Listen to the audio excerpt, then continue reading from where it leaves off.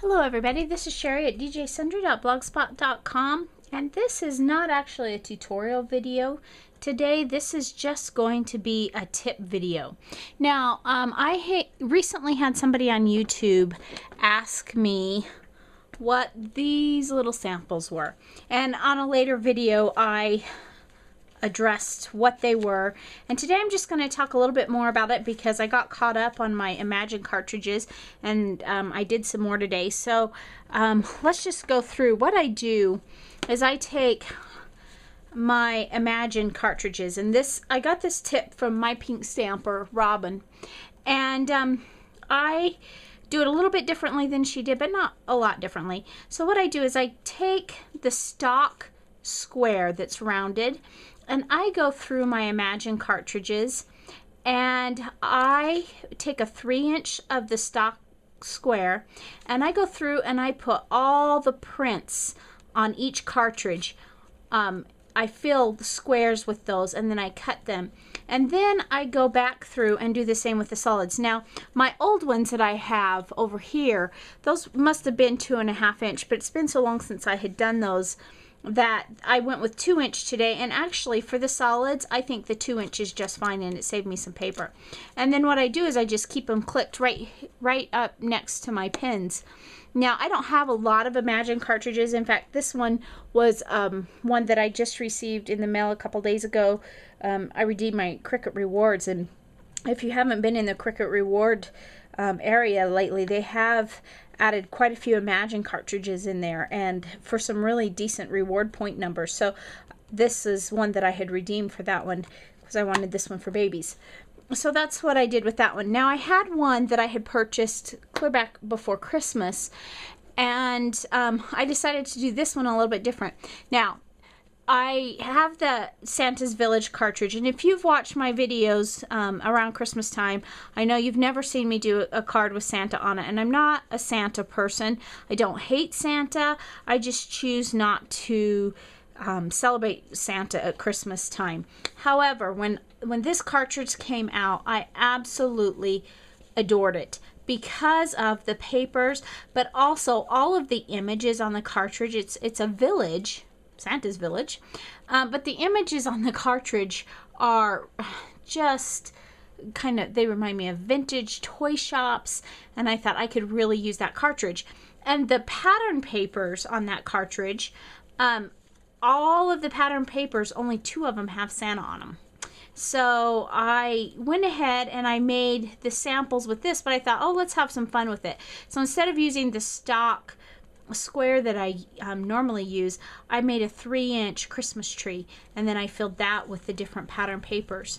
And then I went back on for the solids and did it with a 2-inch Christmas tree. And I always cut I cut one without filling it, without flooding it, so that I can write on it.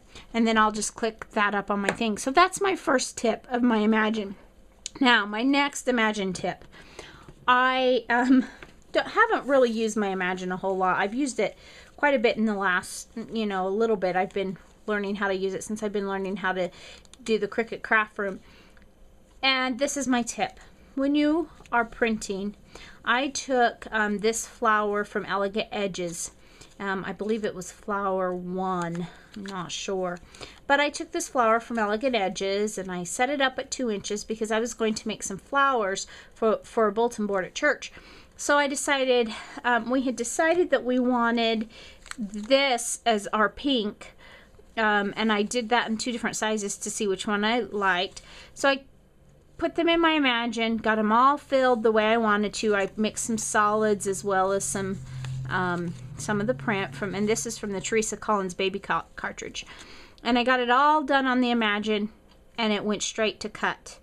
And I could not figure out what I had done wrong. And I thought, well, I don't know what I've done wrong. So I turned off my Imagine, turned it back on, did the same thing. So I have all these lovely white flowers. If you do that, just check and make sure that your Imagine's set to cut and print.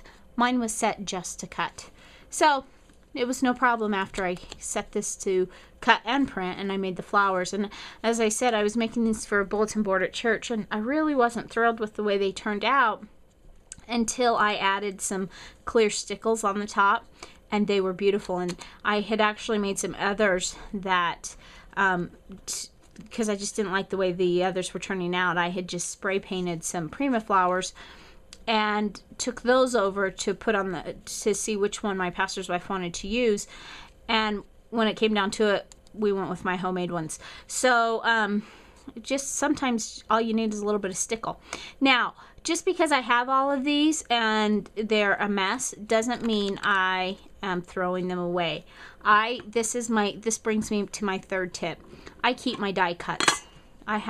There's just a few in here. I actually have 3 different places where I keep die cuts, so that depending on what size they are, so that when I need a flower or something later, it's already cut and I can go back and look at that.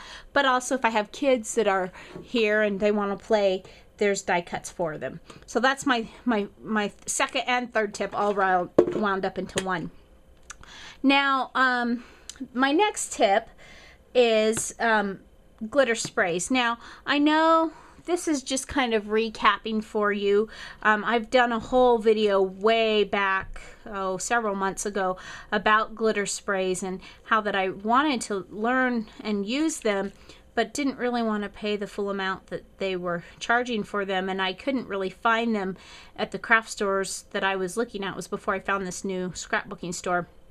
I could only find them in large packages of like Tattered Angels, and it had 4 or 5 of them, and it was quite a bit more than what I wanted to pay. So I did find some, and I recently did a card with this one. You can see it's pretty empty. But in the meantime, I went on YouTube and found out how to make my own. And so I do that a couple of different ways. I usually use acrylic paint, and sometimes I mix acrylic paint in a spray bottle like this. Now these spray bottles, I picked this one up at Joann's today, and it was 99 cents, so that's a pretty good deal. And then this, I believe, was $2. Now this is not regular acrylic paint. This is the metallic paint. And that has been the easiest way to make it. Now this bottle is about $2. So by the time I buy a bottle and then buy the spray bottle, I'm at $3, which is pretty much what you would pay. This one I paid at scrapbookingsteals.com. I paid $2.50 for this much smaller bottle. It's half the size, I think, or almost half the size of this bottle. But now I can make probably at least 3, maybe 4 more bottles of this. So it's a lot less cost effective. I mean, a lot more cost effective. This is the flower that I sprayed. Again, I was going for that pink flower. It's got just kind of a shimmer. And I really like the Folk Art Metallic. But I've also used then the regular Folk Art or other acrylic paints and put Perfect Pearls in it. So either way, it's really simple. One thing that I think I showed you recently on a video or several videos ago, I went to use, it was on a wedding card, I went to use my spray, and it came out tinted, a color that I wasn't expecting. And I had initially put BBs in these to help mix up the Perfect Pearls or paints or whichever was in the bottle.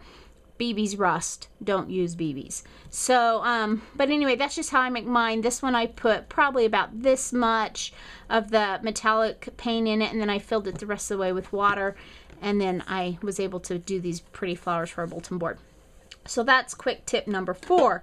Now my last tip is one that I started working on today before I, for some reason my internet provider lost internet service for several hours, and I was just finishing up this project and getting ready to cut it when the internet went down. So I had to wait several hours to do it. But I recently purchased this digital download from Cricut.com.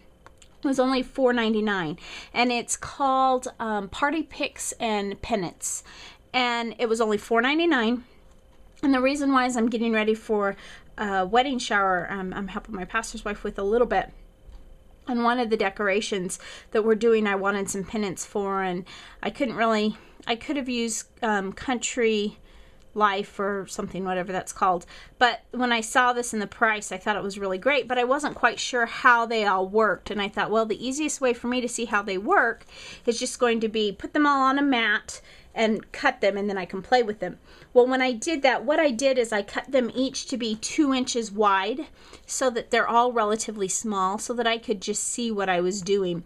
And then what I did is I went through and I labeled flag 1, flag 2, flag 1S, flag 2S.